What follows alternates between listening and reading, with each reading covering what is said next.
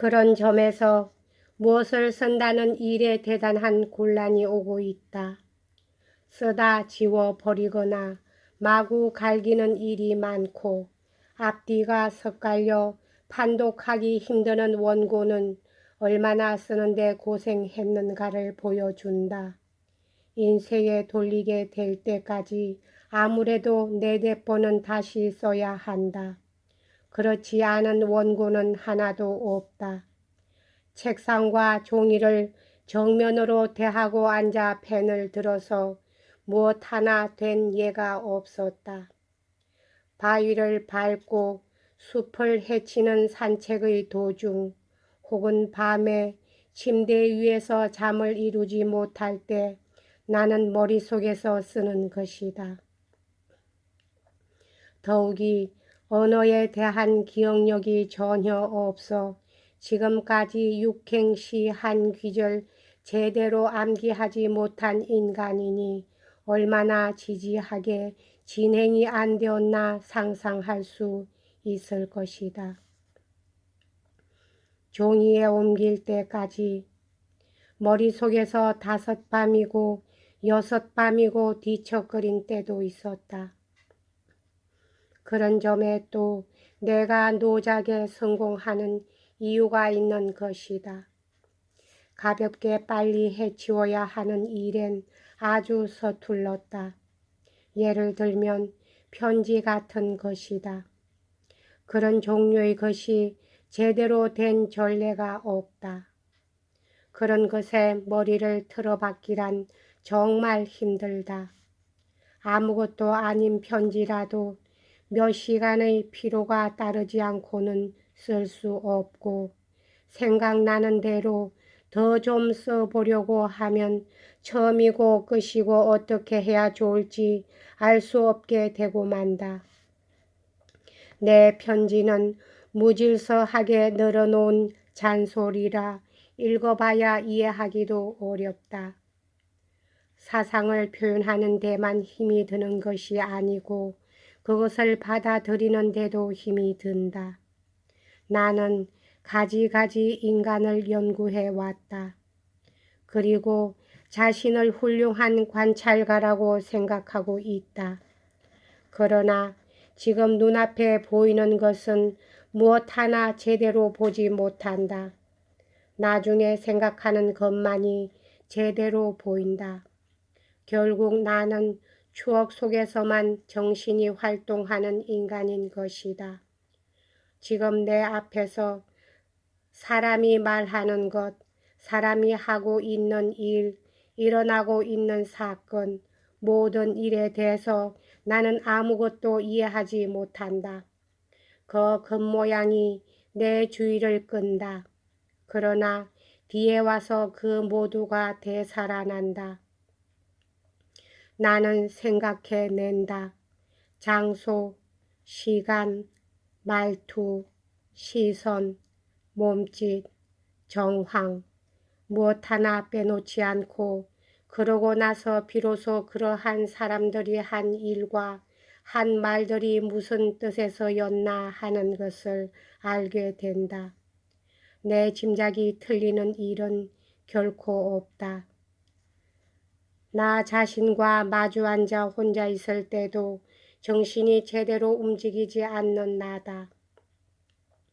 그것이 사람과의 대담이고 보면 어떻게 될 것인가 짐작이 갈 줄 안다. 그런 때에 그 자리에 알맞은 말을 하려면 1000가지 일을 동시에 즉석에서 머리에 그리지 않으면 안 된다.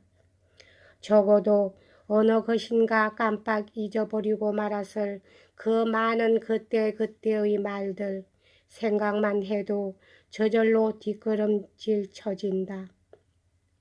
사교의 모임 같은 데서 모두들 잘도 저렇게 떠들어대는구나 하고 이상해지기까지 한다.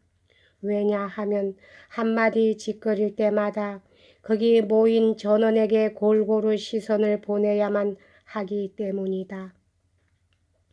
그 누구의 기분도 상하지 않도록 말을 하려면 전체 사람들의 성격을 알고 전체 사람들의 신분 관계를 파악하고 있지 않으면 안 된다.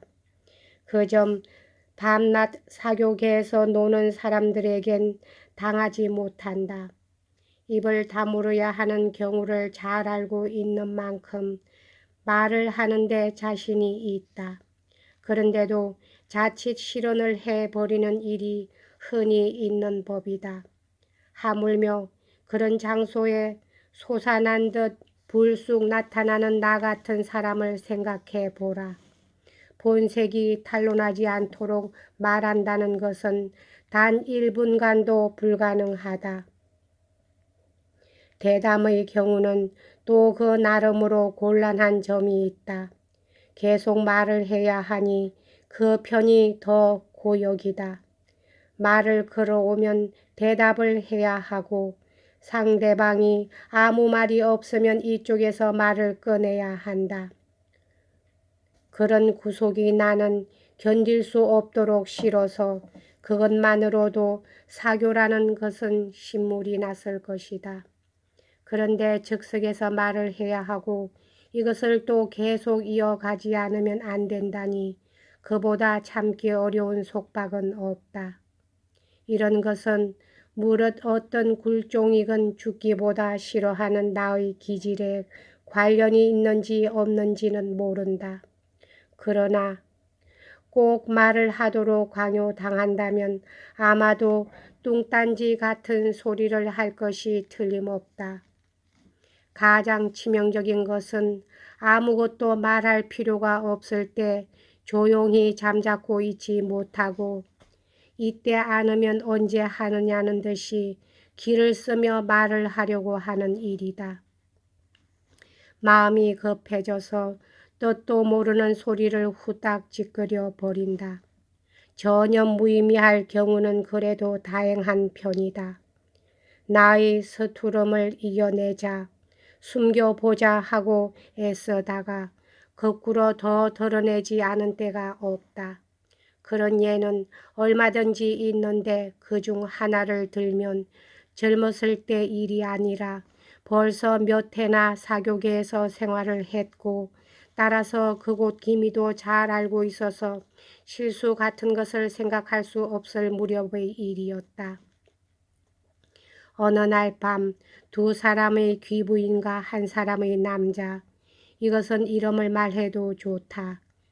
실은 꽁똑 공작이었는데 이들 틈에 나는 끼어 있었다. 방에는 그밖에 아무도 없었다. 이 네 사람 사이의 대화, 아니 분명 나 같은 단역은 이 세 사람 틈에 낄 필요가 없었으나 나는 뭔가 한두 마디 말 참변이 하고 싶어졌다. 그 말이란 것이 참 안주인이 매일 2차례 위장을 위해서 먹는다는 오피아트를 가져오게 했을 때다. 안주인이 얼굴을 찡그리는 것을 본 또 한 사람의 부인이 웃으면서 말했다. 뚜롱셴 선생의 오피아트예요? 설마. 안주인이 웃으면서 대답했다. 그때 아니 뚜롱셴의 오피아트 쪽이 잘 들을 겁니다 하고 잘못 애교를 부린답시고 말 참견을 한 것이 바로 재치 있는 루소였던 것이다. 모두 잠시 어이없어 하고 있었다. 입을 여는 사람도 없고 싱긋하는 사람도 없었다. 그리고 이야기는 곧 다음 화제로 옮겨갔다. 다른 여성과 마주 앉아서 한 일이라면 실수도 애교로 그치고 말았을 것이지만 어디서나 평판이 좋고 인기가 있는 부인인데다가 나 역시 물론 기분을 상치 않으려고 하고 있던 그 사람을 향해서 그런 소리를 해버렸으니 기막힌 실수였다. 그 자리에서 듣고 있던 두 사람의 남녀는 터져나오는 웃음을 참느라고 무척 애를 먹었을 것이다. 아무것도 할 말이 없는데 짐짓한답시고 입 밖에 낸 재담이 고작 이런 것이다. 이것은 내가 그리 쉽사리 잊을 수 없는 이야기다. 일 그 자체가 잊기 어려울 뿐 아니라 그 뒤 무슨 일이 있을 때마다 생각나곤 하는 결과를 빚어내어 그것이 언제나 머리에서 떠나지 않는 것이다. 여기까지 하겠습니다.